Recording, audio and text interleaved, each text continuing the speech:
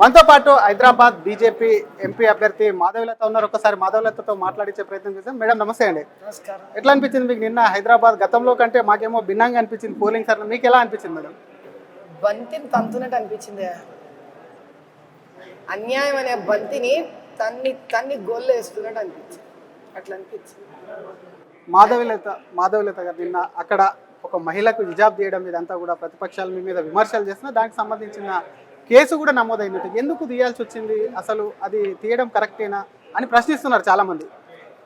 అంటే పని చేద్దాం ఆయన, మనము దుబాయ్లకు ఫారిన్ కంట్రీలకు వెళుతూ ఉంటారు కదా, వాళ్ళకు కూడా చెప్దాం ఇట్లే, మేము ఇమిగ్రేషన్ ఆఫీసర్లకి మేము హిజాబులు తీయము, మీరు ఇమిగ్రేషన్ ఆఫీసర్లు మమ్మల్ని ఇట్లనే జస్ట్ పాస్పోర్ట్ చూసి ఫారిన్ కంట్రీలకు పంపించేయండి అని వాళ్ళకు కూడా పిటిషన్ అపోజిషన్ పార్టీలు పెడితే సరిపోయింది కదా. ఎలక్షన్ అంటే ఏంటి? పబ్లిక్ ప్లేస్, డెమోక్రసీ, అందరూ వాళ్ళ ఓటుని ఐడెంటిటీని రికగ్నైజ్ చేయాలి. అది చెయ్యకుండా అది రిలీజియస్ ప్లేస్ కాదు కదా. when it is a public place, then you have to unveil your identity. If this is wrong, I am asking only ఒకటే ప్రశ్నిస్తున్నాను మిమ్మల్ని. పబ్లిక్ ప్లేస్లో ఒక సెక్యూర్డ్ ఎన్విరాన్మెంట్లో పోలీస్ బందోబస్తు పెట్టి ఈవీఎంలు ఉన్న స్థానంలో ఎవరు వస్తున్నారో ఎవరు పోతున్నారో తెలియకుండా ఒకళ్ళు వ్యక్తులు తిరుగుతుంటే ఇంకా అది సురక్షితమైన స్థలం ఎట్లయ్యింది?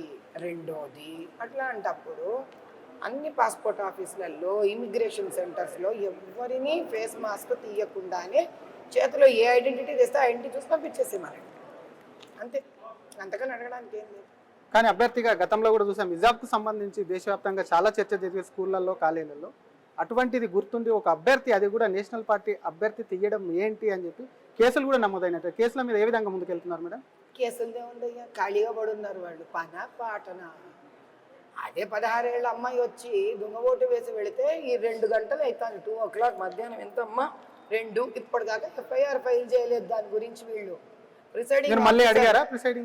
ప్రిసైడింగ్ ఆఫీసర్ దాని మీద కంప్లైంట్ రేస్ చేస్తే సంతోష్ నగర్ కాలనీలో గోల్డెన్ జూబ్లీ స్కూల్లో నేను అక్కడ వరకు యాకుత్పుర కాన్స్టిట్యున్సీకి వెళ్ళి అక్కడి నుంచి సంతోష్ నగర్ కాలనీ పోలీస్ స్టేషన్లో నిన్న 2 గంటలు కూర్చుంటే నిన్న రాత్రి వరకు ఫైల్ చేయలేదు, ఈ 2 వరకు కూడా ఫైల్ చేయలేదు. కానీ వీళ్ళ దగ్గర దీనికి టైం లేదు, 41A కూడా రైజ్ చేయకుండా. కానీ నా మీద మాత్రం కేసులు ఫైల్ చేయడానికి, ఎఫ్ఐఆర్ ఫైల్ చేయడానికి అందరి దగ్గర కావాల్సినంత టైం ఉంది. రిగ్గింగ్ జరిగిందని చెప్పి మీరు ప్రధానంగా ఆరోపించారు. ఒక సెంటర్ వద్ద కూడా ఒక కార్పొరేటర్ పేరు ఎత్తుకొని కూడా అక్కడ రిగ్గింగ్ జరుగుతుందన్నారు. గతంలో కూడా హైదరాబాద్లో రిగ్గింగ్ జరిగిందని ఎన్నోసార్లు అన్నా, నిజంగా నిన్నటి జరిగినటువంటి లోక్సభ ఎన్నికల్లో హైదరాబాద్ పార్లమెంట్ రిగ్గింగ్ జరిగిందా? చూపించాను కదా అంత క్లియర్గా, ఓపెన్గా. ఎంత మేర జరిగి ఉంటుంది? ఎక్కడెక్కడ అంటే మీరు ఒకటే సెంటర్ చూపించారు. ఇంకా అంటే ఒక వ్యక్తి ఎన్ని బూతులు తిరగలరా? పైగా ఎవరిని అలౌ చేయరు లోపల, ఓన్లీ ఏజెంట్, క్యాండిడేట్. మిగతా ఇండిపెండెంట్ వాళ్ళు పాపం చూసాం, ఆ ఇండిపెండెంట్ ఏజెంట్లని లోపలికి కూడా రానిలేదు, తన్ని తరివారు పోలింగ్ అక్కడ పోలీస్ ఆఫీసర్లు. చాలా చోట్ల ఇండిపెండెంట్ ఏజెంట్లను లోపల కూర్చొని ఇవ్వలేదు. మీకు ఏ ఇండిపెండెంట్ ఏజెంట్ కనిపించాడు లోపల చెప్పండి? 30 మంది అభ్యర్థులు వేస్తే అక్కడ పైన ఒక్క ఇండిపెండెంట్ అభ్యర్థి ఏజెంట్ని కూర్చొని ఇవ్వలేదు అక్కడ. ఎందుకు? మీరు కూడా గతంలో అన్నారు, ఇక్కడ పాత బస్తీలో ఎన్నికలు అంటేనే ఎంఐఎం చేతిలో వాళ్ళకి ఇష్టం వచ్చి జరుగుతుంది, కేంద్ర ప్రభుత్వ సహకారం ఎన్నికల సంఘానికి కూడా లేఖ రాస్తామన్నారు. అంటే ఒకవైపు మీరు రాసిన విధంగా ఎన్నికలు జరగలేదా? సరైన భద్రత ఇవ్వలేదంటారా? భద్రత కనుక ఇచ్చి ఉంటే అదేంటి మన చార్మినార్ దగ్గర విక్టోరియా హోటల్ దగ్గర అసలు అంతమంది బయట ఎందుకు వచ్చారు? ఫస్ట్ ఆఫ్ ఆల్ ఏం చేస్తున్నారు పోలీసులు? 144 సెక్షన్ అని నాతో ఒక 5 మంది కార్యకర్తలు వస్తే 144 అని జపం చేశారు పోలీసులు. మరి అసదుద్దీన్ కారు కూడా పోయింది అక్కడి నుంచి, ల్యాండ్ రోవర్. ఏం చేస్తున్నాడు? ఆయన మేనల్లుడు ఉన్నాడుగా, పేరెంట్ ఇర్ఫాత్. ఇష్టం వచ్చాడు, అబ్యూజివ్ లాంగ్వేజ్ అంతా యూజ్ చేశాడు ఫీమేల్ కంటెస్టెంట్ మీద. మరి ఇది కరెక్టా? యాజ్ పర్ ఎలక్షన్ రూల్, అమ్మా ప్లీజ్, పోలీసులు వినకుండా, ప్రిసైడింగ్ ఆఫీసర్ వినకపోతే, వాళ్ళని బతిమలాడితే, వాళ్ళు మేము చెయ్యమని ఓపెన్గా డిక్లేర్ చేస్తే, నేను రిక్వెస్ట్ చేసి అమ్మా ప్లీజ్ మీ ఐడి కార్డ్ది మీ ఒక్కసారి ఫేస్ చూపించండి తల్లి అని నేను ఒక ఫీమేల్ అభ్యర్థిగా అడిగింది ఇంత పెద్ద తప్పైతే, మరి ఫీమేల్ క్యాండిడేట్ మీద అమ్మనా బూతులు తిట్టి 144 సెక్షన్ని వైలేట్ చేయడం మాత్రం ఏం కాండక్టు? మరి దీనికి ఎందుకు పోలీసులు అక్కడే నిలబడి వాళ్ళే ప్రత్యక్షంగా చూసారు, ఎఫ్ఐఆర్ దర్జు చేయొచ్చుగా, చెయ్యరు. This is called compromise. దీన్ని అంటారు కాంప్రమైజ్. మాధవీలత ఓవైసీని భయపెట్టిందా, అందుకే మీ మీద దాడి చేసేందుకు వచ్చారంటారా? అంతే కదా మరి, ఇంకా మీరు చెప్పడం ఎందుకు, భయపడిపోయినాడు కదా, అంతకన్నా వేరే చెప్పేదే ఉంది. అయినా నాకు తేడా పడదు, భయపడిపోయి ఉన్నాడు కాబట్టి దాడులు చేశాడు, ధైర్యంగా ఉన్నాం కాబట్టి దాడికి నిలబడ్డాం.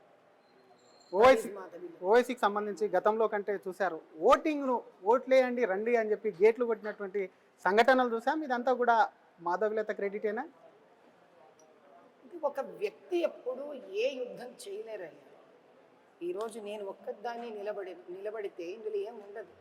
నాతో పాటు మా గ్రౌండ్ లెవెల్ కార్యకర్తలే కానీ అభిమానులే కానీ న్యాయం కోసం కోరుకుంటున్న చాలామంది చేసిన ఒక పోరాటం.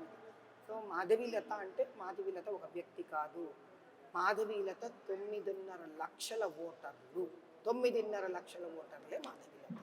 అది మాధవీలత. సూటిగా ఒకటి గేట్లు కొట్టి మరి ఓట్లకు ఏమన్నికి రమ్మనడానికి ఏ విధంగా చూస్తారు మీరు? ఏ పార్టీ అయినా కానివ్వండి, చాలా మంది పోలింగ్ కూడా మీ దగ్గర చాలా తక్కువైంది, దాన్ని ఏం చెప్తారు అసలు? అదే అదే అదే అదే అని అడుక్కుంటున్నట్టుగా చూస్తాను. చివరిగా మాధవీలత ఒకవైపు హైదరాబాద్ పార్లమెంట్ స్థానంలో ఎంత మెజార్టీతో కాషాయ జెండా ఎగరవేయబోతుంది? అన్ని క్వశ్చన్స్ వాళ్ళకి ఇప్పుడు ఇంత అవసరం లేదు. కానీ నాయన June 4th ఒకసారి మీరు కూడా అక్కడ ఎలక్షన్ కౌంటింగ్ లో కూర్చొని మజా చేసుకోండి అబ్బా. మీకు సంబంధించిన సమరం అయిపోయింది, నెక్స్ట్ ఎన్నికల సమరంలో ఎక్కడైనా ప్రచారానికి వెళ్తున్నారు మాధవీలత? ఇప్పటికి వెళ్తుంది, ఎక్కడ ప్రచారానికి వెళ్తున్నారు తెలియదమ్మా, మాకు కూడా కన్ఫర్మేషన్ వస్తే వరకు చెప్పేటట్టుగా ఉంటుంది. కన్ఫర్మేషన్ రాగానే వెళ్తారు, ప్రచారానికి అయితే వెళ్తారు. ఎందుకు వెళ్ళకూడదు? కొట్లాటకి వెళ్ళకూడదు, న్యాయానికి వెళ్ళకూడదు, ప్రచారానికి వెళ్ళకూడదు. పోనీ దేనికి వెళ్ళమంటారో సలహాలు ఇవ్వండి, దానికే వెళ్తాం. ఓకే, రిగ్గింగ్ చేస్తుంటే వెళ్ళమంటారా? పోనీ చేతులు కొట్టుకొని నిలబడమంటారు. వెళ్ళారు కదా రిగ్గింగ్ చేస్తుంటే ఆల్రెడీ ఆపుకోవడానికి వెళ్ళాడు కదా. అదే చెప్తున్నాను కాబట్టి మంచి పనులు చేయడానికి మనుషులు కదలాలి కదా.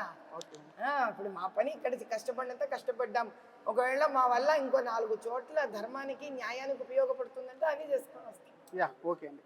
ఇది ఒకవైపు తన మీద కేసు పెడితే అటు హిజాబ్ తీశానని కేసు పెట్టారు, కానీ ఒక మహిళా అభ్యర్థిగా ఉన్నటువంటి తన మీద ఒక్కసారిగా 144 సెక్షన్ అమల్లో ఉన్నప్పటికీ కూడా గుంపుగా వచ్చి దాడి చేసేందుకు ప్రయత్నించినప్పుడు వారికో న్యాయమా అంటూ కూడా ప్రశ్నిస్తున్నారు. మరోపక్క ఖచ్చితంగా హైదరాబాద్ పార్లమెంట్ పరిధిలో కూడా కాషాయ జెండా ఎగరవేస్తామని చెప్తూనే కేసులకు భయపడను, న్యాయంగా అటు లీగల్ గా ఎదుర్కొంటామని చెప్తూనే మరొక పక్క ఖచ్చితంగా కూడా కాషాయ జెండా ఎగరవేస్తాము, ఇంకో పక్క దేశవ్యాప్తంగా కూడా బీజేపీకి ప్రచారం చేసేందుకు కూడా వెళ్తాను, దానికి సంబంధించి ఎక్కడ ఏంటనేది కూడా తొందరలోనే చెప్తానంటూ కూడా బీజేపీ అభ్యర్థి మాధవీలత అంటున్నారు. కెమెరామెన్ గణేష్ తో శ్రీధర్, RTV హైదరాబాద్. మరిన్ని వీడియోస్ కోసం ఛానల్ ని సబ్స్క్రైబ్ చేయండి, లేటెస్ట్ అప్డేట్స్ కోసం వాట్సాప్ ఛానల్ ని ఫాలో చేయండి, అండ్ లింక్ డిస్క్రిప్షన్ లో ఉంది.